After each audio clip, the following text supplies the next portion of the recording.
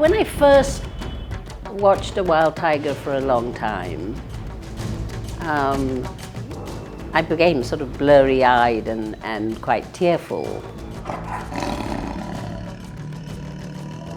It took my breath away and there was silence and I could hear nothing except just watch the tiger move and gracefully I was transfixed. You know, it's a symbol of ultimate power in Indian jungles. The pull of a tiger, it's so magnetic that it can be felt by anybody who looks at this beautiful creature even for a few seconds.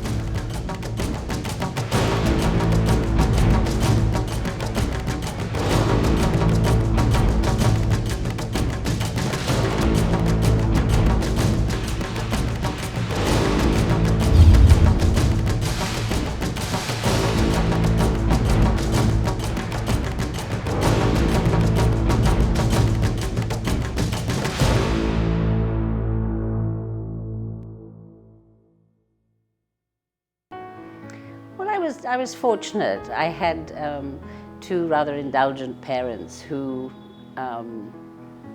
loved the jungles, loved wildlife, and my mother was a very eminent conservationist. So it was part of our lives. And I was about 14 years old when I announced to my parents that, I hated school and I was going to be a wildlife photographer. And they said, but that's not a career. And I said, I'll make it a career. I think there was a natural affinity. I was in the film industry, Bombay film industry for some time also, and then I moved away because there was a lot of attraction, if I may say, an affinity with nature. And I had made the first film just after Project Tiger had come.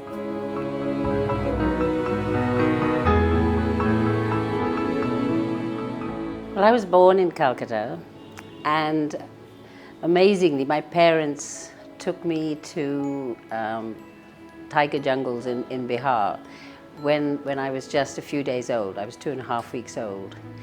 And it was in the month of April, in the height of the summer.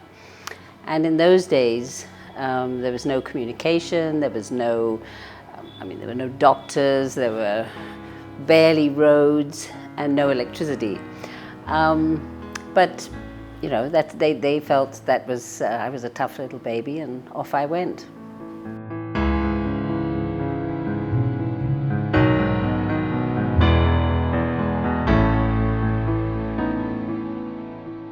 I was a bit amateurish in my attempts to get closer to a tiger, mainly via photography. But I really wanted to do, in a structured manner, something which I would not have done as a news person. So I thought that I would go deeper into wildlife filmmaking.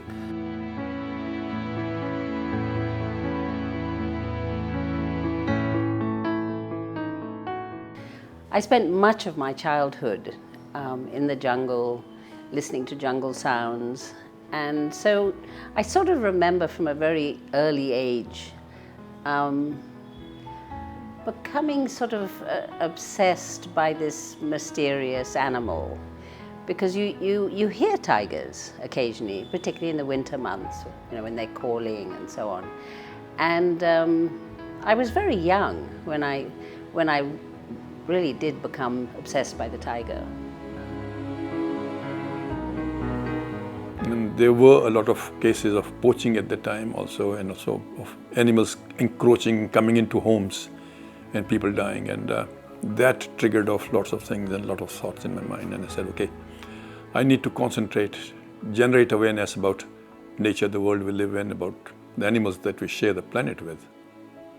And that was the beginning of a great journey, and I think a wonderful journey. And I'm just still, I go on my knees every time I turn the page of nature's incredible designs on this planet.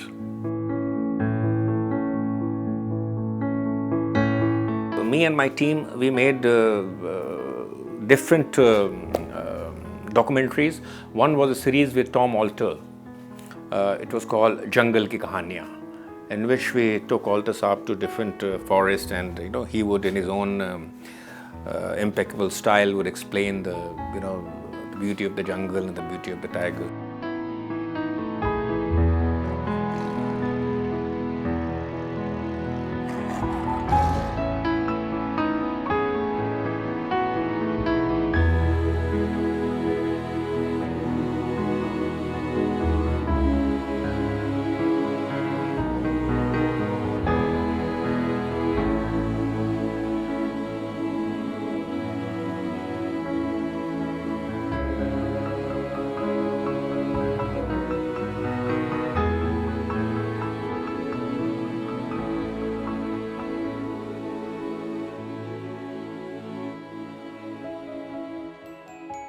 Project Tiger had just been declared in 1973, and as you say rightly, people were not aware of the role the natural world, animals for example, played in our lives.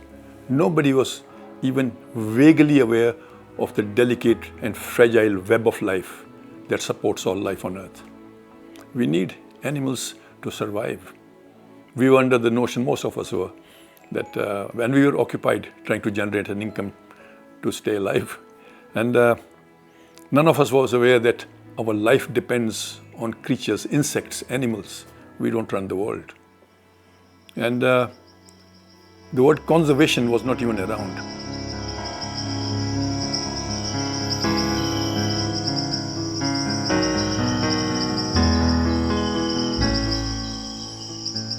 After the Wildlife Protection Act came in 1972, followed by the launch of Project Tiger, those were really the golden years of both tiger conservation and the protection of these large habitats, wildlife habitats in India. And it wasn't till the sort of terrible demand for tiger bones hit India, and the demand of course came from China, that things changed drastically. And then, very surreptitiously, these tigers started disappearing. So in 1993, I started looking into this and thinking, where have my friends gone?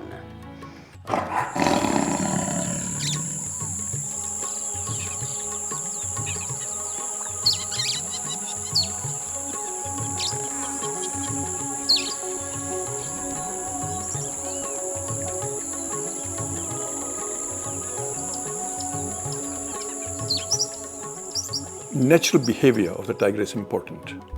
When you go in a jeep and as a tourist and look at tigers, they look at you, you snap and hooray, it's a great thing. But to catch a tiger or tigress unaware, and especially with a family, is a different treat.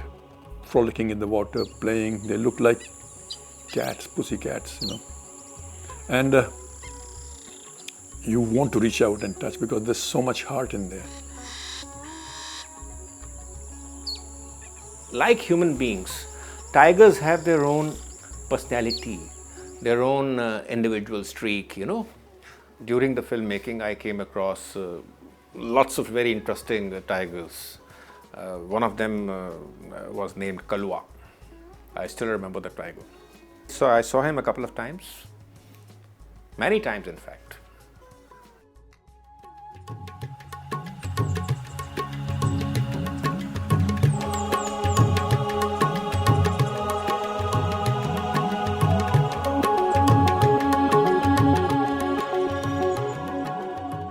I made two films on tigers with my then partner and husband. The first one was in 1976. Tigers were still a bit shy and so on. And then we made a 1-hour special for National Geographic. And that was marvelous. It took 2.5 years. And that was sort of living with wild tigers day in, day out. And it was the first sort of intimate documentary on wild tigers.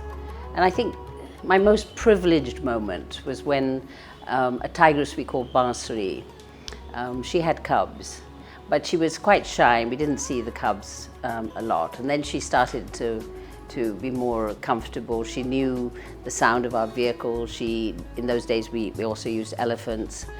And there was one afternoon, and it was quite late and quite sort of glowing orange light. And suddenly she just walked out in front of us, followed by her cubs. And right in front of us, she lay down beside this big rock, and she started suckling her cubs. And for me, that was probably the most sort of privileged moment of my life. I think when you see an amazing creature that you know so little about, and you are discovering its idiosyncrasies, habits and behavior just as you're filming, you do get captivated and captured, and then you suddenly lose all rationality and begin to realize that that's a mother looking after cubs.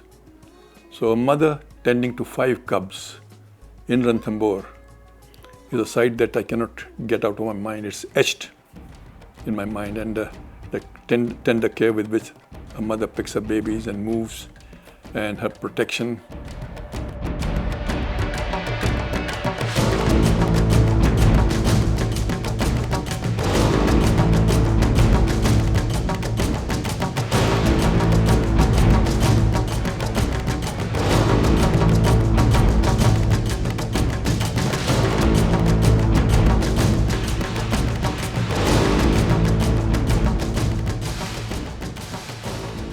She was about 100 meters away, and we just turned a corner, and she had 2 cubs, and she charged those 100 meters straight at me with the loudest, blood-curdling growl that you ever seen. That's a mother being protective about her cubs, and I had encroached. And she stopped at about 10, 12 feet away from me and swished her tail and opened her huge mouth and snarled, and I got a cold look. And I was transfixed. It was just like a slow motion thing happening, and she rushed back. That was a warning to me to stay out.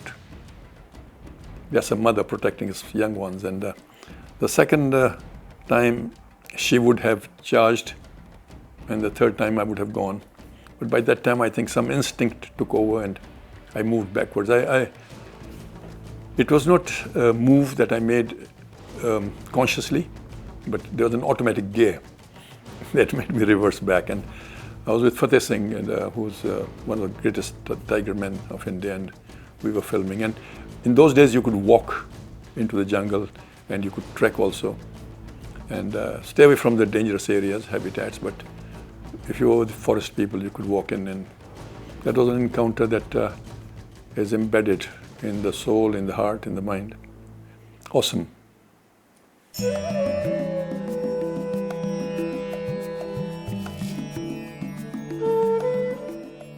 I think the one I loved the most was a male tiger called Saja, who was just I don't know. All I had to do was find his pug marks. He had quite clear individual pug marks, and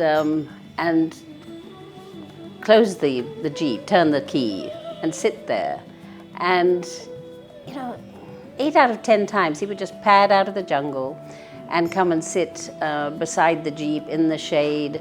And it got so that I would take out a book and read a book, and I would talk to him.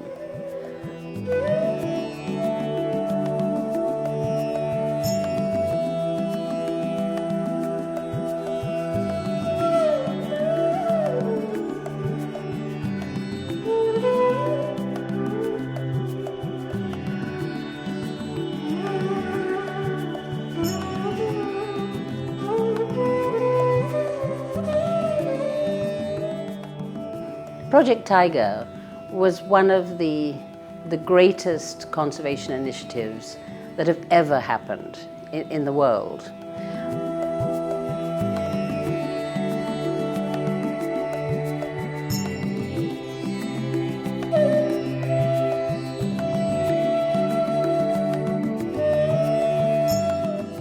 But personally, I don't think Project Tiger moved with the times. It was very slow to recognize the poaching problem and poaching for the illegal wildlife trade, which was very sinister, very well organized. You know, these were organized criminals. It was slow to react and to that, and I think now it's sort of desperately trying to catch up with the conflict issue, because conflict is a very difficult management problem. You have crowds. Nowadays we all have mobile phones. There are mobile phones in all the villages which weren't there before. So within 20 minutes you can have a crowd of 2,000 people, while either an injured tiger or there's been, you know, an attack or whatever. So it becomes a huge management problem, a huge crowd control problem. You see, there are many rules and regulations all over, and you see Project Tiger, and there are strict regulations, law, and you go to jail if you kill a tiger. It's a protected animal, but tigers are still dying. The paradox is, in spite of all these rules and regulations, there's lack of political will, enforcement. There's need for more forest guards if you want to enforce this. So there are many gray areas which need to be addressed. Unfortunately, they're not being addressed. Say, till about a decade ago, you know, the future of the tiger was hanging by a very thin thread. There were hardly 1,400 left. Now there are 4,000 plus. I will not say that tiger is still out of the hole, but obviously the position is much better now. But we have a different set of problems now. For instance, space crunch. In places like Ranthambore, even Corbett, there are too many tigers now jostling for space, you know, because tiger being a territorial animal, a territory can hold only that many number of tigers. Now that tigers have increased, but the territory more or less remains the same. So where do these tigers go?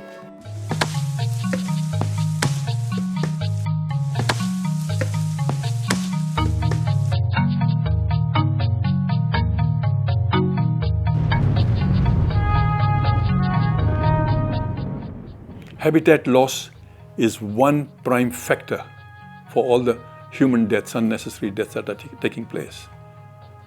And these need to be addressed on an emergency level.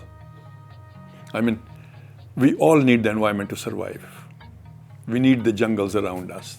They're the homes of the most enigmatic species on the planet. And we have the largest numbers of tigers in the world. So the onus is on us to protect the world's heritage. You know, for the people who are living on the border areas of, in the border areas of national parks and reserves, they have to be told about a few more things as to, their thinking has to be changed. You know, some attempt has to be made to bring this, you know, holistic view of how they have to conduct themselves, how they have to respect the wildlife, to give more respect to the wildlife. And I'm sure for this problem, the NGOs and you know, the other private stakeholders, they can play a major role.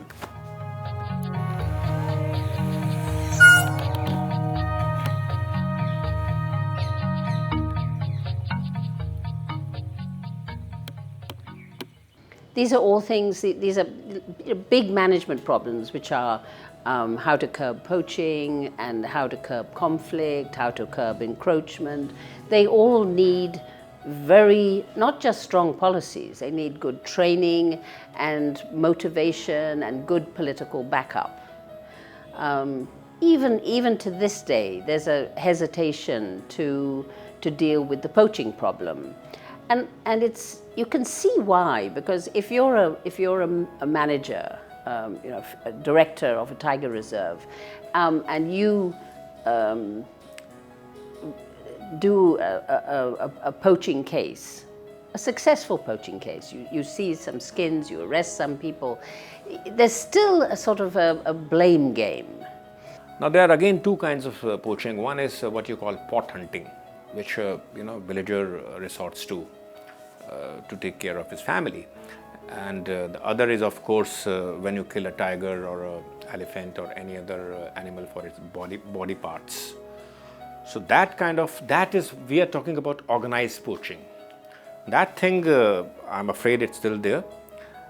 And our law enforcement agencies have yet to take big strides in this measure. We made a few films on poaching, and we interviewed poachers who had killed one limited to killing 27 tigers and selling them for 5,000 rupees. But the mafia is a real culprit, not the very poor tribal community. You see, this is a very vicious cycle. So until the livelihood of local communities is addressed properly and they're not exploited, unless we empower those local communities who just want a square meal a day perhaps, poaching will continue.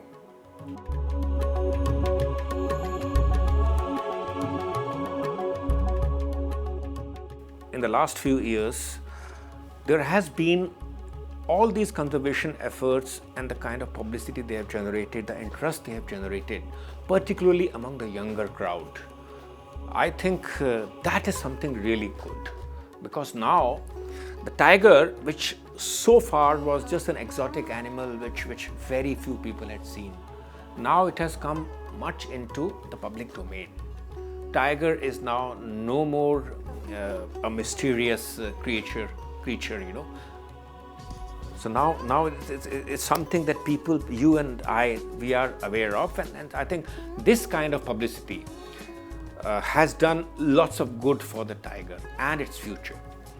But I think India should be very proud of what we've achieved. It's much easier to criticize something than to praise it. But I think I think we should be very proud of the fact that tiger numbers have gone up. There's a bit of a concern that tiger numbers have gone up outside tiger reserves, in places like Chandrapur district, for instance, and so on. The villagers are very, very alarmed by the numbers of tigers that are now wandering around their villages. So that has to be dealt with, and that has to be, the people need to feel safe. In India, villagers have lived for centuries and centuries and centuries with wild tigers, and I think on International Tiger Day, my one wish is that amazing coexistence and tolerance can continue and can blossom. You see, awareness has been generated, and the general public is aware to a greater extent, and I'm very happy to say, especially the younger generations. People in Europe and America, 47% of the population is aware of environmental concerns, as against 67% in India, especially rural India. And that was only because programs reached the grassroots, empowering them and also making them understand why the environment, wildlife, nature, and intact ecosystem was crucial to their own survival. In the past couple of years, a few very important steps have been taken by the stakeholders, the agencies, and primarily by the state governments. I'm talking about the tiger corridors. For instance, much needed corridor between Ranthambore and Mukundra Tiger Reserve in Rajasthan. I'm told that it's now a reality. And similarly, you have in central India, tiger corridors being created, say between Kana and Achanakmagh, and Kana and Pench, and very recently Uttarakhand, which has like 2 tiger reserves, Corbett and Rajaji. It recently announced setting up of 2 more reserves, Nandor and Suri.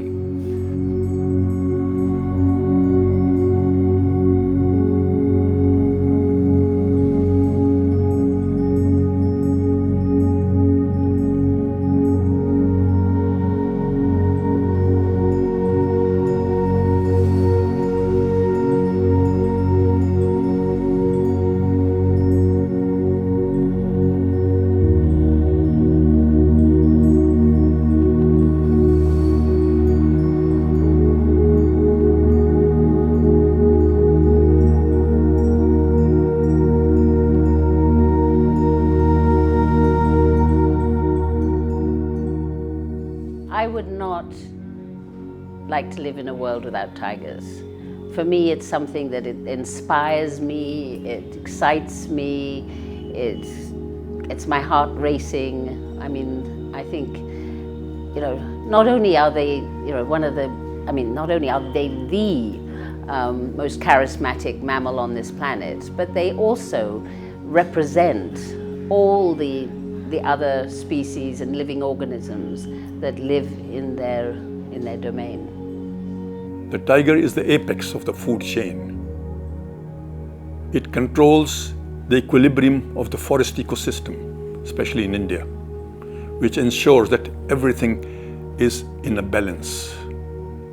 If the tiger goes, the forest will fall apart, they'll fragment. And when that happens, whether it's our pollination, which comes from bees, or whether it's our water, which comes from the forest, and the quality of air and the amount of air will all begin to degrade and fall. And we will have actually rung the bell on our own extinction. The human race will go then.